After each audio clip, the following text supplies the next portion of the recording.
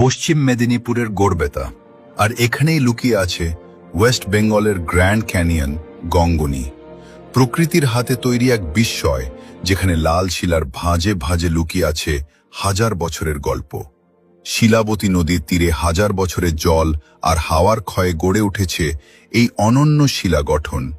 লাল laterite মাটি সূর্যাস্তের right আলোয় রং বদলায়, কখনো কমলা, কখনো সোনালী, আবার কখনো গভীর রক্তিম।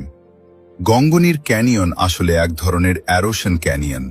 মনসুনের জলধারা ও নদীর দিক বদলের ফলে ধীরে ধীরে মাটি কেটে তৈরি হয়েছে এই অদ্ভুত খাঁজ খাঁজ পাহাড়। যতই ক্ষয় হচ্ছে ততই বদলে যাচ্ছে এই ভূদৃশ্যের চেহারা। আজ গঙ্গনি জনপ্রিয় পর্যটন কেন্দ্র। বহু ভ্রমণপ্রেমী প্রতি সপ্তাহেই এসে দাঁড়ান এই অদ্ভুত প্রাকৃতিক শৈল্পিক ভাস্কর্যের সামনে। উঁচু ভিউ পয়েন্ট থেকে নিচে তাকালে যেন মনে হয় সময়ের মধ্যে দাঁড়িয়ে আছে বিশাল কোনো মরুভূমির খাত। স্থানীয় লোককথায় গঙ্গনির রাক্ষসের গুহা বা দানবের খাত নামেও ডাকা হয়।